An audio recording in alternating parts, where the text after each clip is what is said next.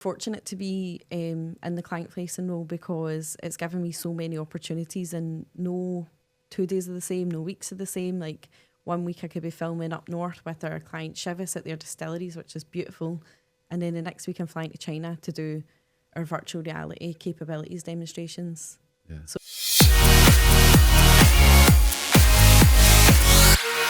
welcome to the 29er Show Unscripted. We've talked a lot about doing this and bringing it back to life for 29er Show. So I'm delighted that you're coming along and you're joining us, Stacey. thank you. I have been looking forward to it, but now that I'm here I do feel like a bit apprehensive. Obviously when I go out on like client visits and stuff, I shoot videos all the time of myself, but I don't know why this feels a wee bit different. It's only me. We work together all day long. So just going to forget everyone else is here. So let me just take you back then, okay? So we've got lots of little topics, I think, to cover. And this is just to give people a sense. As you say, you work with our corporate clients every single day. You face difficult situations and brilliant opportunities in our business. So, but I want to let people kind of start to understand you as a person. And I think that's key in our family-run business. And you're part of that now, is like, who are these people? Who is Stacey? So take me back and tell me a little bit, what was your childhood like, Stacey? So my childhood was very happy. I think I'm quite fortunate that there wasn't accessible tech. We didn't have phones, we didn't have computers. You know, there was no like even computer game type things. So I was always out playing, using my imagination, down the woodlands, building camps, and I just always remember being out and doing stuff and like playing shops or, you know, just being out there and playing with friends, my sister, my cousins. And now I don't really see that. So when I think about my childhood, I think I'm quite fortunate that, you know, I had those times. I wasn't like stuck in. Where was that growing up? And you say your sister, so you got one sister. Tell me a little bit more. So I grew up in Chapel Hall, which is outside Deirdre. And I have a younger sister. I also have a younger brother. So that's quite challenging being the oldest sibling. Okay. My mum said I grew up very quickly when I was younger. Just our family dynamic changed a bit. And that's one thing I think she always feels a wee bit hurt over. But I think it just made me the person I am today. I was straight out of 15 for a job interview, fiercely independent, wanting to contribute to her household. And I've been that way ever since. It's interesting because even just that little snapshot just brings you to life more for me because of the person you are in the business. That, as you say, you probably had to take on maybe more responsibility at a younger age. Yeah. So you were the kind of oldest. What's the age gap? So my younger sister is 2 years younger than me. My younger brother is 18 years younger than me. Right. And he stays in England with my dad. Right, okay. So it was a happy childhood. Yes, it was a happy childhood. And you talked about there wasn't access to tech. Is that because there wasn't any tech, or? One, probably there wasn't a lot of tech. There would have been like computer game systems, but we weren't interested and probably didn't have the money for them either. Yeah. So it wasn't something like... You're an outdoors person? Yes, Yeah. It was Sorry, you go. You still are obviously an outdoors person. Uh-huh. And what did that represent? Like just being out, playing with your friends, like... Yeah, so where we stay, there's a woodland and people would just call it the Maggie or down the burn. So we had that on our doorstep, you know, and you could just go off for the day, be out in adventure, build a camp, and there was water, there was trails. And it just felt like a big adventure, like when you're young, to be able to go and explore that. Was there any holidays back then? Did you go anywhere? We did go on holidays. They were generally like UK holidays to caravans and stuff, which we loved. Like, and actually, as I grew up, I wanted to be a redcoat because I was just so in love with the Butlins entertainers. Yeah. And I remember for a long time that's what I wanted to be. Well, there you go. Like we'll fast forward. We'll immediately fast forward to you being on stage in Orlando in front of our customer, probably a few hundred people, singing what? Proud Mary. Proud Mary. No hesitation. No. Karaoke, live band behind you. Well, you say there was no hesitation. I did make a quick trip to the bar for a couple of shorts. Yeah, but I think for all of the 29ers, it's taken more than a quick trip to the bar to get us on stage. So I think that takes you back to your childhood. Yes. Where you talked about obviously Butlins there and the Redcoats. And And I suppose presenting, I'm just obviously trying to connect like what you do now and tell me so we can like look back and think that did influence you and who you are now in 29. So you are front and centre, as I said at the start, with our customers. And so maybe you're the red coat of 29 from Butlins. It's funny because when you mentioned the word presenting, like when I was a bit younger, that sort of would have given me the fear. But I did go to college and do acting and performance, only because I didn't really know what I wanted to do as a career. I loved doing acting and performance at high school, so I just kind of was like, I'll go do it. So was that your first kind of thoughts, like going back to your childhood, is like what you wanted to be when you grew up kind of thing was some sort of performance? Yeah, I think at the time I thought that I enjoy doing that and I'm a little bit good at it, so I'll just see where that takes me. But it didn't take me down that path. I quickly changed after college. But I think those skills have given me stuff that I use today, because I think like you can feel apprehensive sometimes if you have to get up in front of like clients or to do a presentation or a pitch, but I almost can kick into that sort of Stacey the performer mode a wee bit. It's like a wee bit of an alter ego, because sometimes in social situations I can feel quite shy and introverted, but in business I can sort of switch it up. But do you think, you see it as a performance, so it becomes then a different version of you? Like, I think so, because I think like I know I have a job to do and I want to do it to the absolute best I can. So that's my best self, is just like, you know, you can join it, it's like game face, you know, you go into your zone and then you do what you have to do. Yeah, and you do that very well at Thank 29. Because I said you do represent us. I mean, even this year, was it just the end of last year, the last 12 months, you've travelled quite a bit with 29. I'm really fortunate to be in the client facing role, because it's given me so many opportunities, and no 2 days are the same, no weeks are the same. Like 1 week I could be filming up north with our client Chivas at their distilleries, which is beautiful. And then the next week I'm flying to China to do our virtual reality capabilities demonstrations. Yeah. So for me, it's like, and that was fun, wasn't it? Because we just got the Apple Vision Pro, and it literally was only a few months that we had it, and a week's notice. And that was for me. That was more precious cargo than you, wasn't it? Yes, that's how it made you feel, I suppose. Stacey, come back with us in one piece. But you did, as you say, you went to China, and tell us about that trip then a little bit. So I went to China. We bought the Apple Vision Pro back, and we had been talking to our clients about it, and they were really excited about it and the capabilities we can do for them with it. And then they knew they were having a kind of a leadership briefing where everyone from all over the world from their divisions was congregating in China. So they kind of talked internally about, we need to show this somehow. And then it was like, right, well, we knew this was probably going to be an option that we would be asked to go. And then it was myself that got asked to go. Well, I think you volunteered, but I'm glad you volunteered, because I think Jill and I were going somewhere else. So well, I felt like I wasn't the first choice to go, because that's not my specialism, like the virtual reality and the actual hardware.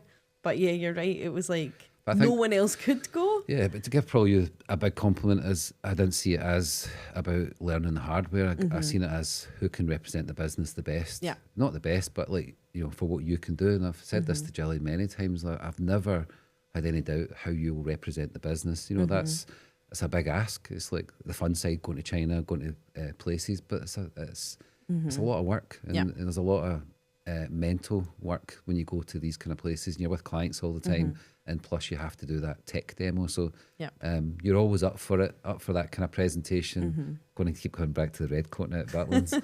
You want to be there front and centre when you've got that opportunity, and I think you do put yourself forward in a really positive way, and I think you represent the business brilliantly. I'm just surprised you've not got a 29 top on today, because you've always got a 29 top on. So I think sometimes if I ever have like moments of self-doubt, which we all do, or like a crisis, some confidence in myself about things, or sometimes things just feel hard, I remind myself of all these things I've done and the trust that's been put in me, and that like there's a reason why, do you know, kind of I bring myself back up again, of just dispelling some of those like maybe fears or just wee negative thoughts you might get sometimes, is like, you're trusted to travel all over the world on your own to represent this company.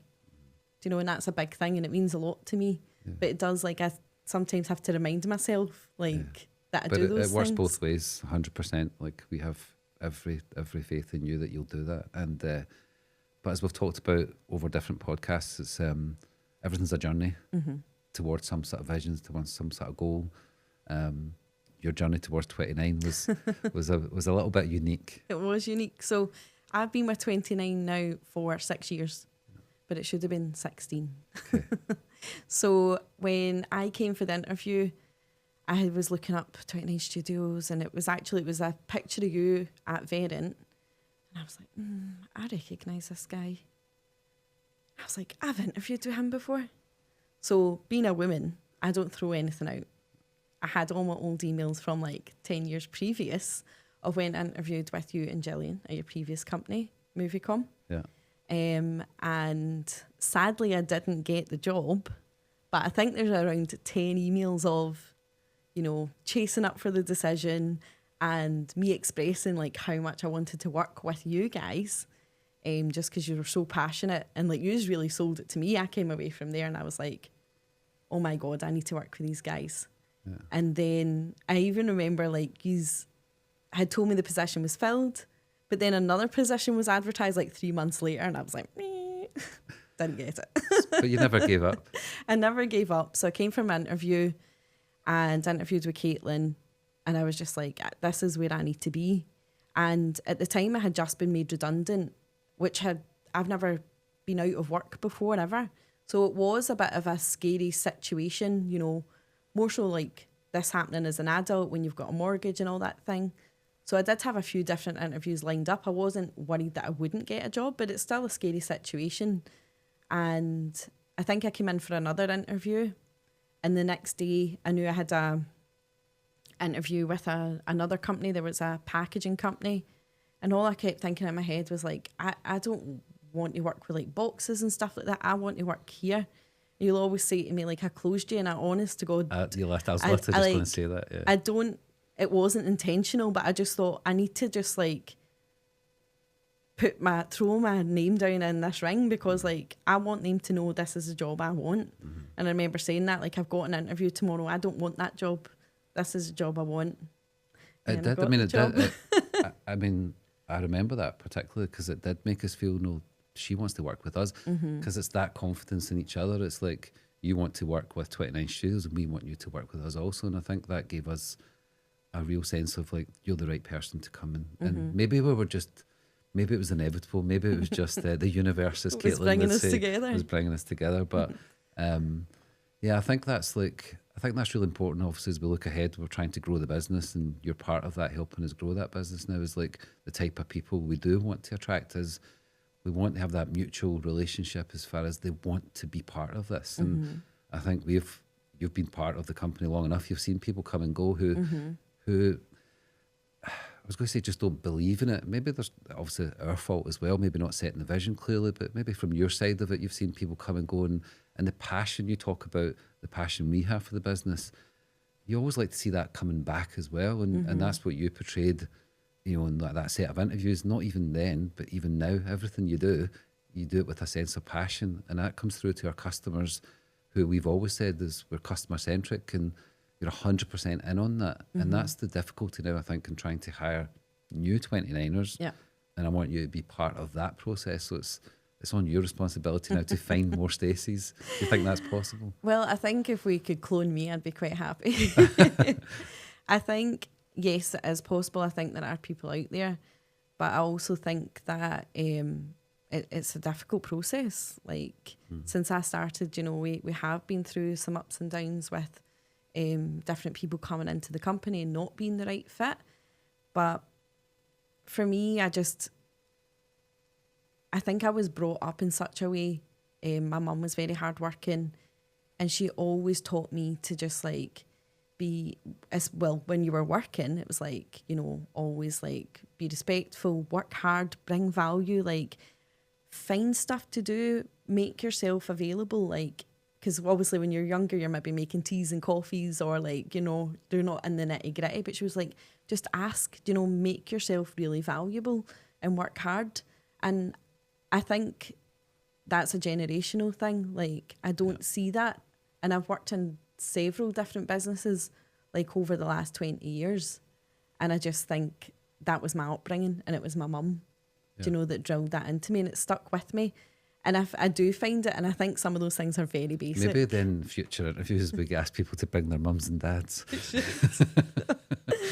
It always instills that kind of value in you, doesn't it? But I do believe the people are out there, and I think, like, see if you're someone who's passionate and you love what you do and you want to make a difference, then this is a great place to work. But you just have to want it. You know, nothing's going to be handed to you. Yeah, we talk about transactional and vital, don't we? Like, vital people within the team, and transactional, as in they're there to do the job and then they want to go home, and that's fine.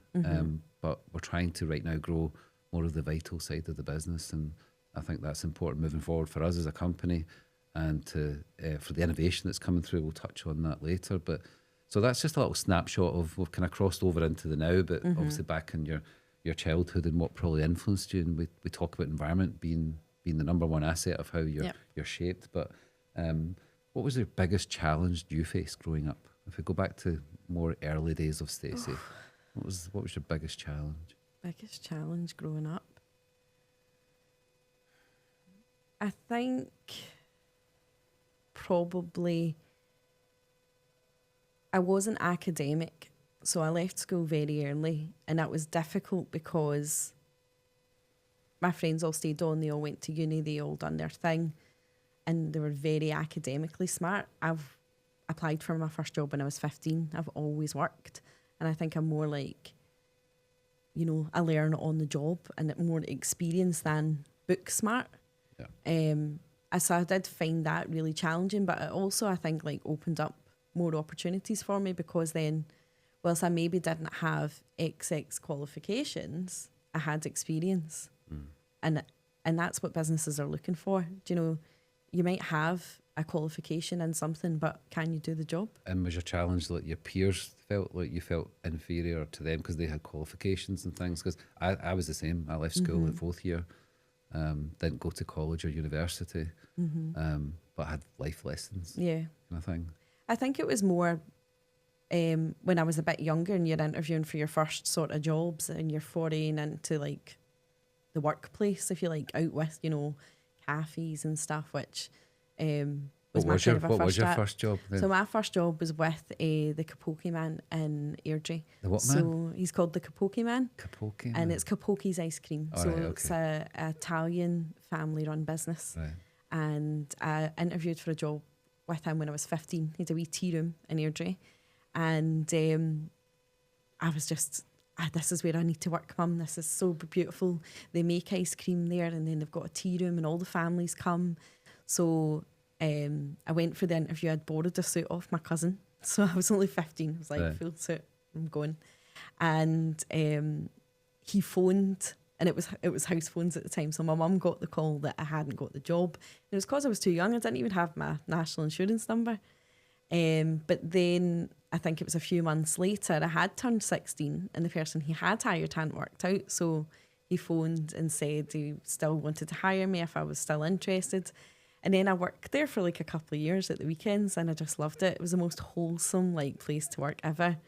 And I always remember a Sunday, because all the families would come in after they'd been to chapel or church. And obviously being there every Sunday, I got to know them and their families. So it was really, really nice to see. They would just come after, you know, to congregate for their tea, their lunch, their breakfast, and ice cream, of course. Yeah. But it was just such a lovely business to work for. And do you think, I didn't know that story, so do you think that's, influence is not the right word, but like from our business now, there's a similarity of that culture of small family, we care, we trust, we look after each other as much as we can in every aspect, personally, professionally, financially.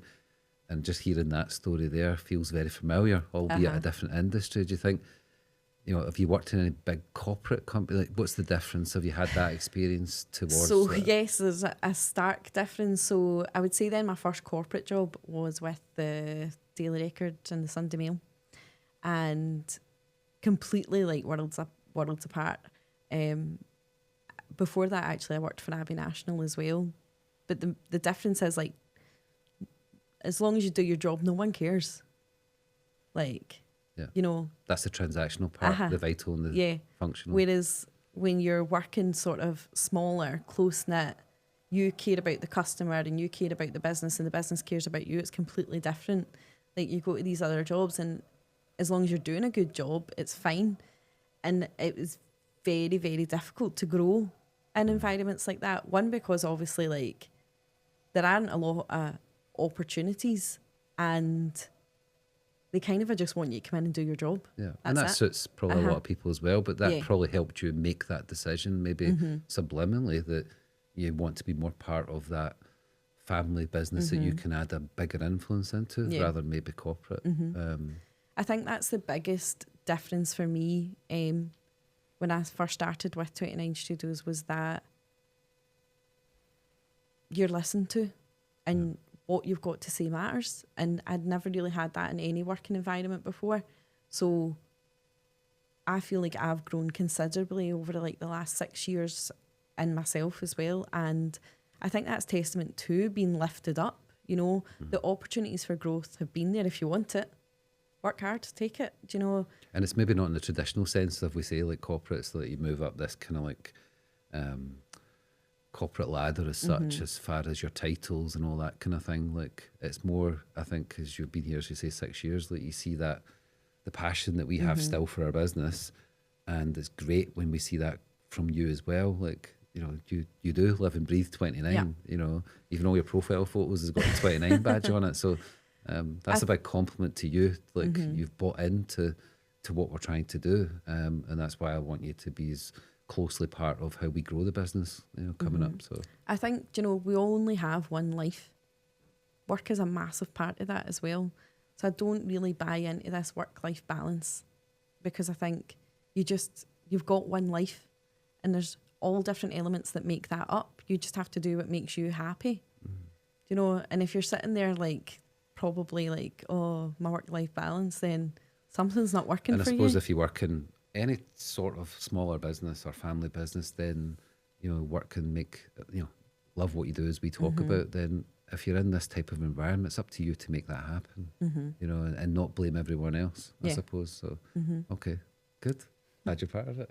What decision have you made that completely changed your trajectory? Now, obviously, we've talked about applying for a job here, and is there anything else that you think over your life, like, I went in that direction, and you ever wonder, like, if you went in an opposite way? So, like I said, I did do acting and performance when I was at college. That was the first thing I went into, and then after it, I remember I got invited. Well, I kind of got pushed along to go to a audition.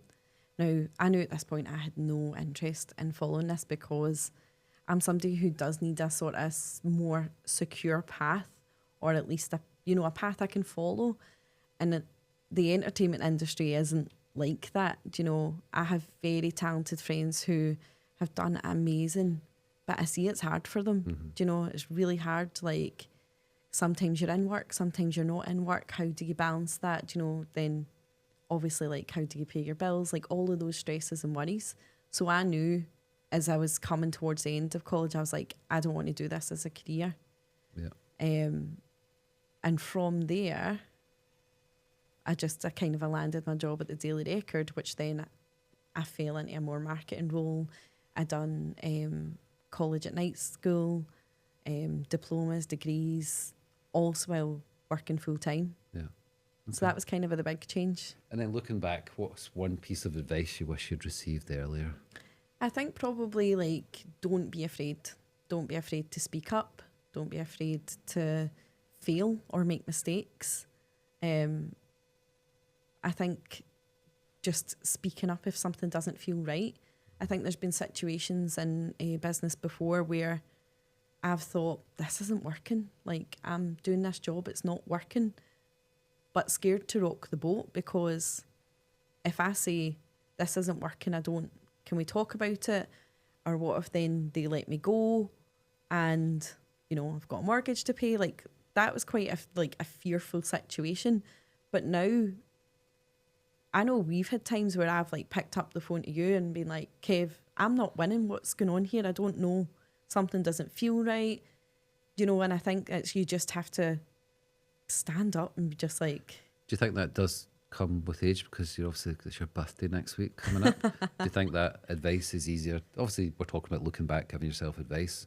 I'm trying to also kind of like anyone younger than us watching it to maybe take that advice at a younger age. So do you think it is just as you get older, you start to become a bit more carefree and a bit more confident, maybe? Maybe, but I do wish there's situations when I think back on jobs that I had that I really enjoyed, and you'd be sitting in a meeting and you'd just be like feeling great to be part of this meeting, but I probably didn't know then that like you feel involved, but the only real way to be involved is to add value and speak up and voice your opinion if you've got one, even if it differs from the people around you.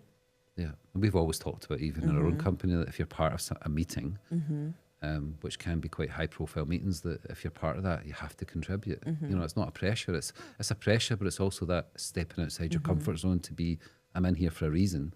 I can't just be a bystander. I have to contribute, and I think that's what you've shown. Like your story so far has shown that you've already learned that, and we continue, both of us, to learn how to adapt to situations, because it is quite fluid when you work in a small business. You are, like you say, a few weeks earlier, before you went to China, you had no clue you were going to China, and then all of a sudden you're in China representing 29 to corporate customers, using a device that wasn't even out in the UK yet. We'd bought it in America, and you had to learn that device and go and present it to people in China. Like that's a big confidence that you must have got after that as well, about your value and the kind of positions you can put yourself in. Yeah, absolutely. Yeah. I think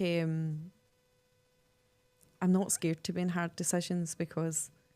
But you're not scared to, I think, what maybe talk about, you're not scared to fail. I think that's what we're trying to build in again. It's like, it's okay to fail. Yeah, absolutely, because that's the only way you learn. Yeah. And I think every day's a school day. You know, you make a mistake, you pick yourself back up, you do better the next time, but we're not going to get it right every single time. But I think that's the biggest thing, is don't be afraid to fail. Yeah, but never quit. And never quit. Yeah. Okay. Walk me through your day then, for people who know Stacey, personal, all your friends and all that. Well, they have no idea what I do, and they constantly ask me. This is your big chance then. Walk me through your kind of day, what you do at 29 Studios. Okay, so day to day, my role is very customer facing. So I work very closely with our creative team, with Lynn and Caitlin, when the projects come in, understanding what that project is, and then how are we going to deliver it, what's the logistics of that, do you know, what type of creative do we need for it, and how are we going to execute it. So we manage that internally as a team, and then I really need to manage our customers' expectations as well. And then on the other hand, a day could be that I'm out filming with a client, managing the film shoot, working to a shot list, to scripts, just making sure that we are capturing the essence of everything we need to deliver that message for the end result. And I remember the first time I went out on a shoot, I was petrified, like as if we were going to film all the wrong things, but we didn't, because we had a shot list. But it was one of those ones, I think on my first one, it was a wee bit like fake it till you make it. Do you know? No one would have had any idea, but after it I was like... I think that's more of just a confidence and stepping outside your comfort zone. And I think if you believe in the vision, what we're trying to achieve, you can go out and achieve all of that. So I think it's more of that than fake it till you make it. Is there a favourite project that you've worked on, or category of project? I've asked this question a few times, and we don't want to isolate clients, but maybe something that just springs to mind, just whether it was something you just enjoyed a little bit more or gave you the biggest challenge. Well, one of the my favourite projects so far was with Poppy Scotland, because it was just such a lovely project to work on, and learning more about them and what they do. And what did you learn? Well, I actually learned that my mum, my dad, my gran and my granddad were all veterans. I didn't actually know what that term meant, and I remember coming home and being like, Mum, did you know you're a veteran? She was like, of course I knew I was a veteran.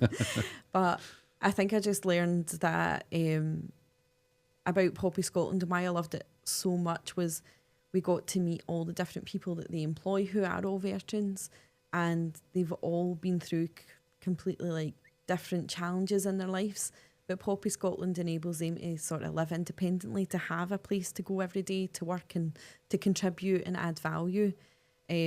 So for me, it was just like the most wholesome and like feel good project. So I you really learned loved really it. what's behind that poppy that you buy on the street. Yeah, And because I had no idea. was there a story where you met about, is it 3 leaves or 4 leaves? What was there's an English one, there's a Yes, Scottish there's an one, English isn't one there? and a Scottish one. Right. Do you remember which is which? No. 3 or 4? I think And they're handmade, but they're all handmade. Yeah. But I found that was the fascinating thing, Yeah. that it is people who actually make them. So Yeah. so you are buying something that's handmade. And all the workers, I mean, the majority of them, if you ever get the chance to go to their factory for a tour, grab it Because with we both done hands. we done the, Yes. the video and the graphics.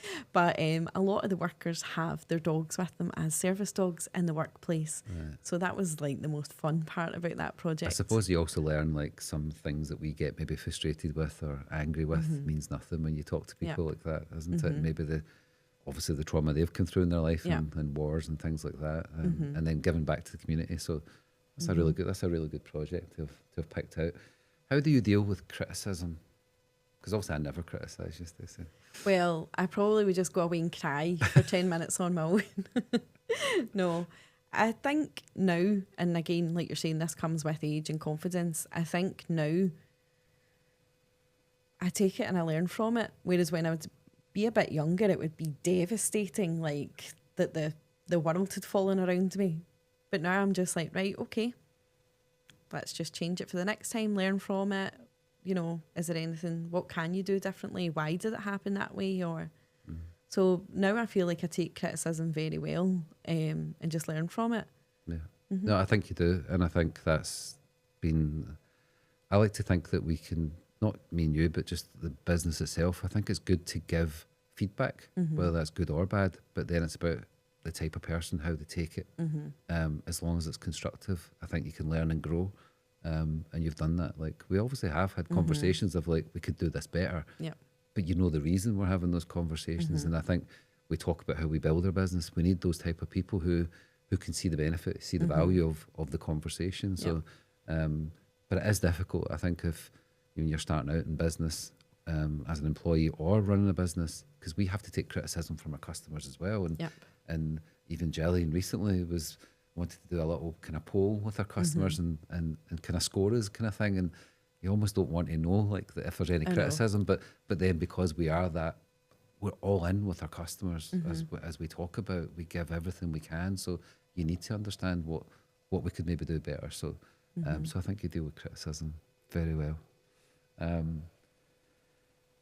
This is more of a business thing we talked about, if you go back and give yourself advice, but more in a business sense, like you've talked about the journey you've been on over your kind of business career.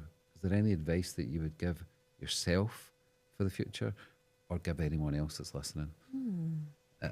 Relating to your job maybe more as well, like want to get into this type of the creative industries and things.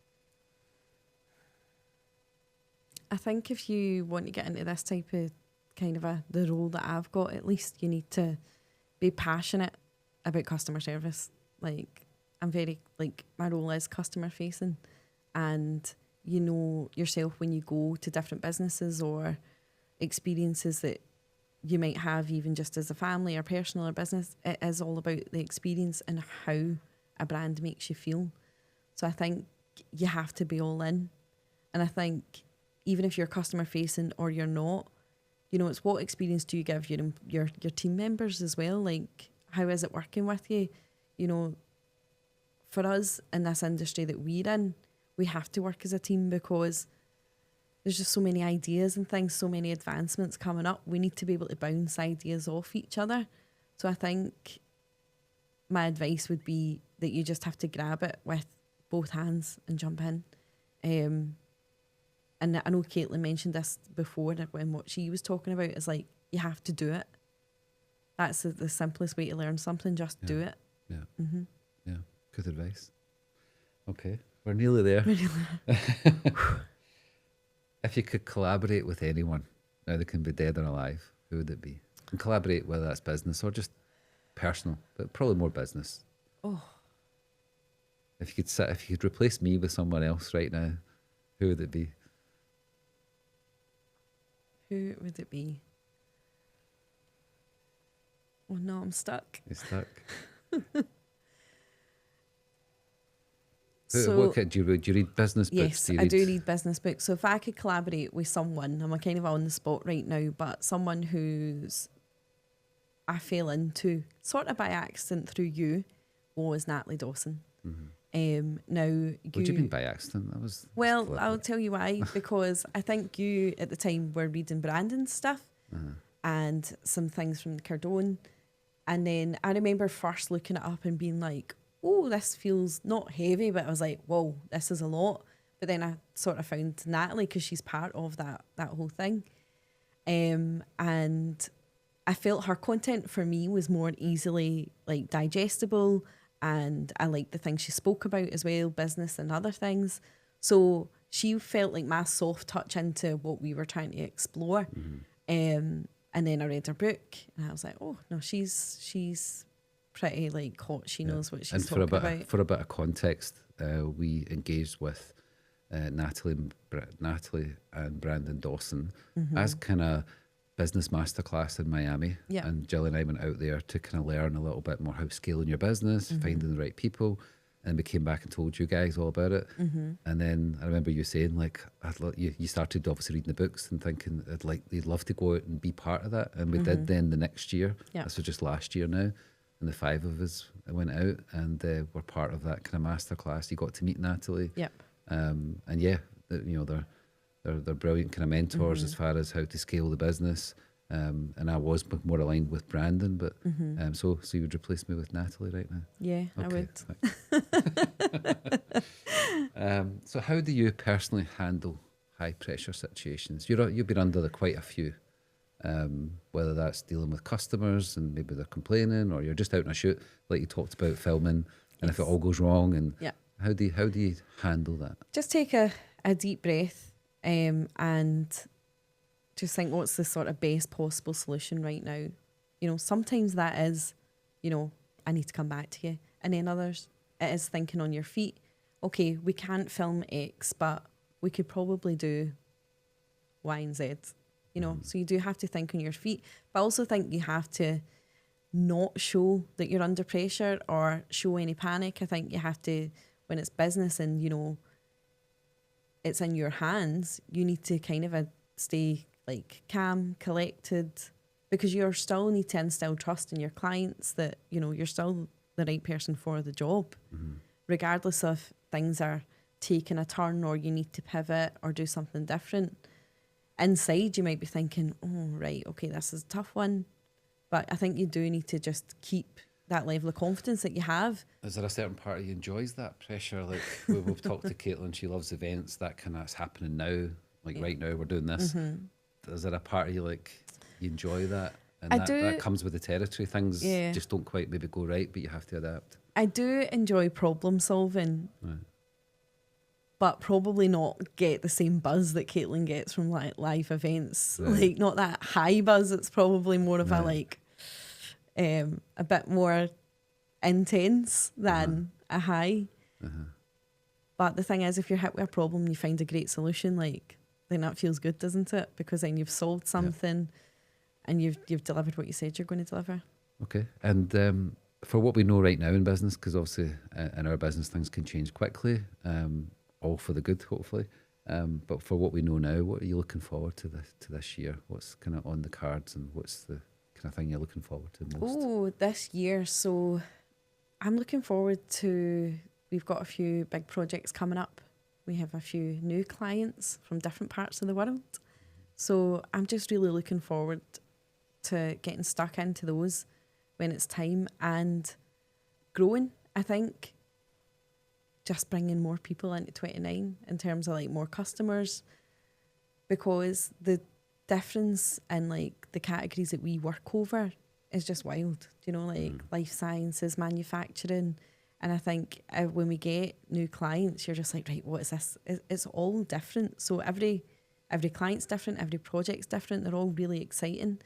So I think this year I'm looking forward to activating the new clients, winning more, and just seeing where we can take it. And I think the exciting part for us, or for me, and I assume for you as well, is that a lot of our customers are referred to us. You know, we're not, because we do such good work with them, and the passion we do have for our customers, they tend to come to us as well. So that's exciting when a big customer comes and you get the chance to be that customer centric again with them. So as you say, we've got a lot of trips coming up, which might include some seafood restaurants as well. Your favourite kind of food? My favourite. I remember the first time we went to America, and that was my first time in America, and I wanted to go for seafood, like, because I'm just a big seafood fan, and there's like a certain type of dish that you can't get in the UK. What's that? So it's seafood boil. But I remember on that day, probably day one, I was like, right, I'm going to go to this place for lunch. And then I was just going to take myself off because it's not everybody's cup of tea. Yeah. But I remember you guys came with me, and that was fantastic. But it still wasn't the one. Right. So I remember there was one day I took myself off and I found it.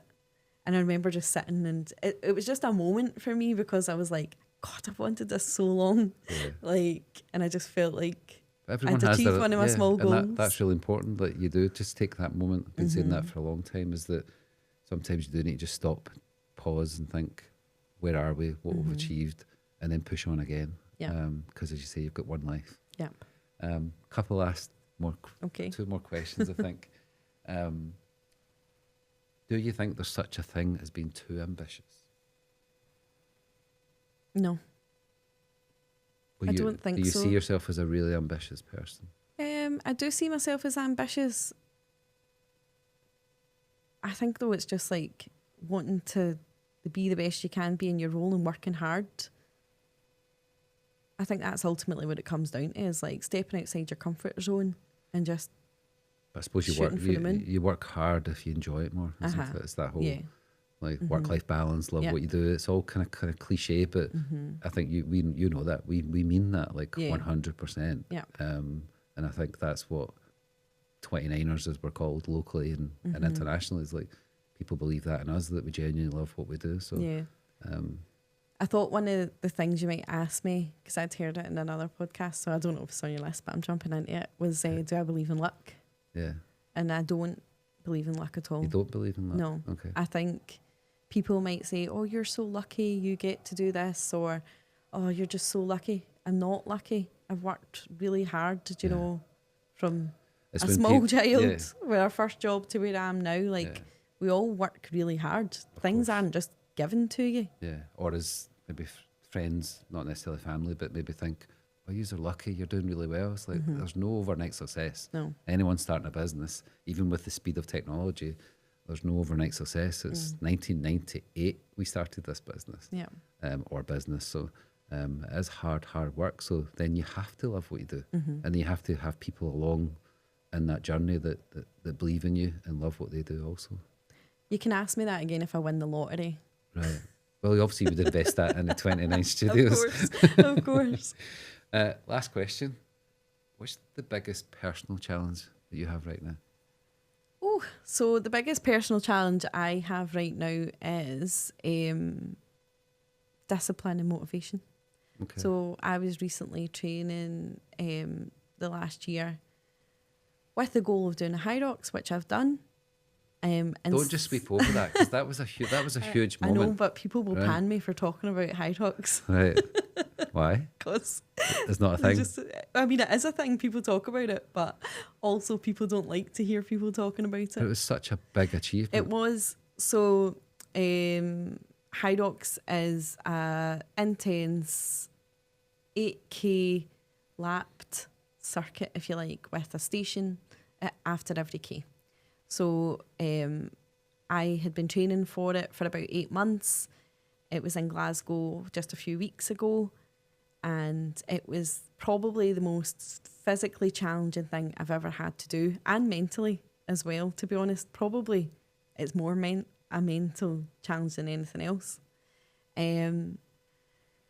So throughout that, I was very consistent with my training, like when I was doing things, always showing up to my classes, training with my friends. And then now that I've done it, I seem to have slipped out of that. So finding my motivation, for one, is very difficult. but it's the discipline. Like if you've got the discipline, the motivation will come, or it won't come, but you'll still do it if you've got the Yeah, discipline. I think it's really important, like you said, you were part of something and you had a goal and there was a date in the diary for you to achieve that. So we talk about deadlines again in business, always trying to relate sport things back to business. So you were accountable to people because you were turning up to do the training. Yeah. So it's like business, you turn up to the business, you do the work and you're accountable and there's deadlines and things. So obviously then it's like when you do maybe a live event, we've talked about that, going to a live event for business, once it's done, there's just that energy drain, isn't there? And you're probably just going through that, but you probably just need to set yourself another purpose, another goal, another deadline, because trying to do something on your own, and I think that's what we talk about team or about people working remote and things like that, is that being part of a team creates that accountability of with a purpose of doing something, of getting up every morning. So from a fitness point of view or a schedule point of view, you probably just need to sign up again. I know. That's what I know, that's the answer. Like, I just need to sign up for another event or challenge or something. But could you have ever imagined that it's only been a couple of weeks or so since it happened, right? Your high rocks, that you'd be criticising yourself because you've maybe not done the same exercise in the last couple of weeks before you started? Yeah. Never. So it's been a huge shift for you, but that shows your determination to achieve something. And I think that relates straight back into business. So, yeah, absolutely. Yeah. So we're kind of wrapping up here, Stacey. How was it? Good. Yeah. You're going to come back and do another one? Yeah, I'll come back. Okay. Well, thank you very much Thank for you. joining the 29er show Unscripted. Thank you. You're welcome.